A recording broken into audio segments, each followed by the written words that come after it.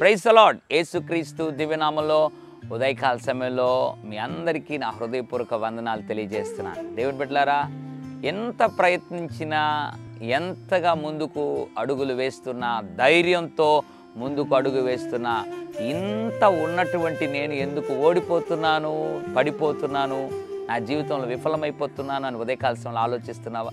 జీవితంలో నువ్వు దేన్ని నమ్ముకున్నా వర్ధిల్లలేవు. అయితే ఒకటి నమ్ముకుంటే నువ్వు వర్ధిల్లుతావు. ఏంటా ఒకటి?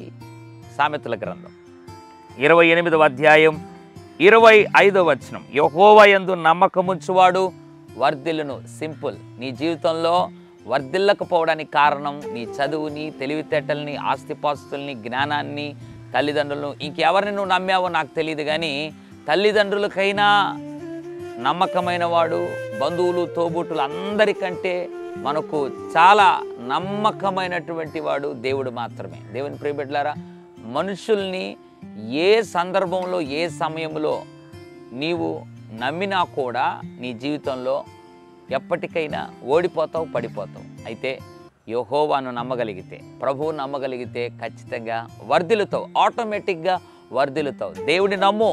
ప్రభువా, ఇంతవరకు మనుషులు నమ్మి ఓడిపోయాను అని క్షమాపణ కోరి ఇక మీదట నిన్ను నమ్ముతాను ప్రభు అని ఒక్క మాట హృదయాంతరంలో చెప్పి చూడు.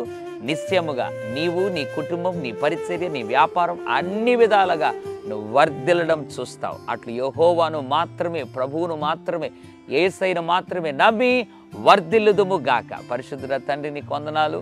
నిన్ను నమ్మి వర్ధిల్లువారుగా చేయండి. మనుషులను నమ్మి ఓడిపోయారు ప్రభువా, క్షమించండి. ఇక మీదట నిన్ను నమ్మాలని ఆశపడుతున్నాం ప్రభు అని ఎంతమంది అయితే ప్రార్థిస్తున్నారో వారు ప్రభువా చేస్తున్న ప్రార్థనను నువ్వు ఆలకించి వర్ధిలింపచేయమని, నిన్ను నమ్మి వర్ధిల్లు వారిగా ఉంచమని యేసు నామములో ప్రార్థిస్తున్నాను తండ్రి. ఆమెన్. God bless you.